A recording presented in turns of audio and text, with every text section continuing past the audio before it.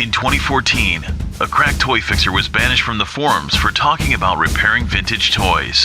Undeterred, this man promptly set up his own YouTube channel located in the Somerset Underground. Today, still wanted by hardcore Star Wars collectors, he survives as a maverick toy restorer. If you have a problem, if no one else can help, and if you can find him, maybe toy-polloi can help you. Welcome to toy-polloi.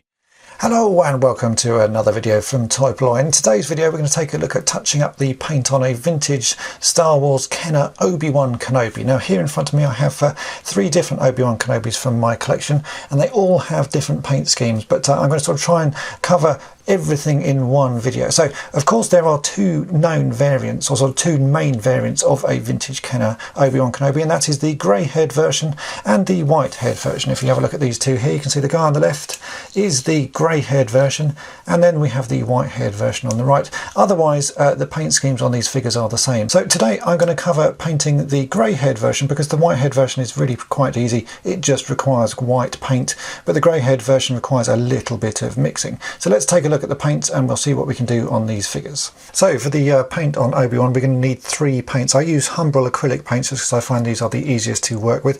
We're going to use a number 33, which is a matte black, a number 22, which is a gloss white, and number 61, which is a sort of flesh colour. First thing you've got to do when working with these paints is to give them a thorough mix, because they sit in the pots for quite a long time, so it's best to mix them really well and make sure that it's a really sort of a nice even mix, because that does affect the colour. So I just use the end of my paintbrush and then mix the paints up for a sort of a minute each pot, and once we've got that going we can then start the painting process. Now with Obi-Wan Kenobi we're going to do the flesh colour first, and you can see each of the figures is slightly different tone. The guy on the left is a bit more sort of reddy, and the one on the right is a sort of fairly sort of pale colour, and I bet if I bring in my other Obi-Wan Kenobi you'll see as well, actually that's a paler colour one. So they all tend to be slightly different colours, so there's no exact colour that will work with all of them, but 61 is always a good starting point. You can see here that this guy's hand is a little bit sort of damaged on this side, and actually it's a completely different colour just looking at it. So obviously this one has been in the sun for a little while or has some light damage to it. So I think I'm just going to mix in a tiny little bit of white into the pink. Sometimes I think the original tone of this sort of flesh colour is too dark. It's a little bit sort of too sort of suntanned, and I think just mixing a little bit of white in helps. And it's just enough to sort of take the edge off the colour. So we can just have a quick go here and see. You can see that's quite a good match. It's amazing what just a tiny amount of white does to this colour. You can see we just touch up the sort of the small little scratches on his knuckles there. And the actual hand has not been painted particularly well, as often these figures are a bit sort of rushed when they were painted, so I might just sort of improve the paint all over and actually sort of finish off the job that was sort of half done many years ago.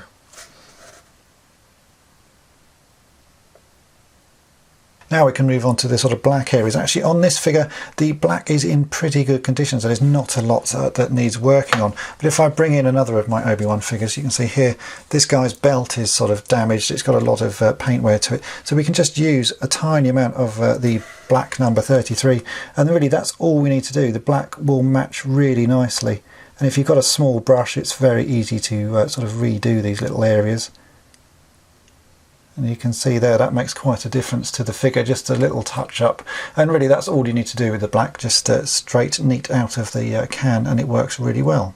The white-haired version of Obi-Wan Kenobi is easy because you can just use, again, the white straight out of the pot, so number 22 is fine. But on this grey-haired one, again, they all are slightly different colours. If I bring in this other Obi-Wan that I have here, you can see that he is a slightly sort of bluer grey, and this guy's a little bit yellow. But really, it's just a case of mixing some colours together. So I'm going to mix a very tiny amount of the 33 black into some of the white paint. And I mean, it's a very tiny amount. It's too much and you can see it already goes too dark. That's why I've got quite a lot of the white here. And we just got to mix that right down till it's a fairly soft grey colour. It may even be that's still too dark. We can always do a little test. Let's just put a bit on his head and see. Yeah, that's still a bit too dark, and actually you can see that the paint has slightly aged and it's got a slightly sort of greeny yellow colour, so I might just add a little bit of yellow to that just to see if I can tone that in a little bit better. But normally if they haven't sort of been yellowed by age, the mix of black and white will work. So let me just add a little bit of yellow to that and we'll see if we can tone that down. After having a think about it off camera, I actually decided that green was the best way to go rather than yellow. So I found this 30, which is a sort of army green, and just an ever such a tiny little blob of that in my mixture of the white and black together has taken the sort of edge off it, and this now matches very nicely. If I just sort of bring this up to camera, you can see it's quite a nice match to the original sort of tones that we've got in the grey that sort of faded over the years. So you can see that's quite a nice match. I'm just going to touch up these using that. So a tiny little bit of green has really helped sort of tone that in. Sometimes it will be a bit of yellow. It just really depends on what's happened to the paint over the years. All these figures age slightly differently, so you just have to sort of take each figure as it comes and mix, which is why when people ask me what's the perfect match, there is never a perfect match. You just have to sort of go with how your figure has aged and then sort of work with it. But you can see that is matching in quite nicely to the sort of colours of the grey and this particular Obi-Wan Kenobi's hair.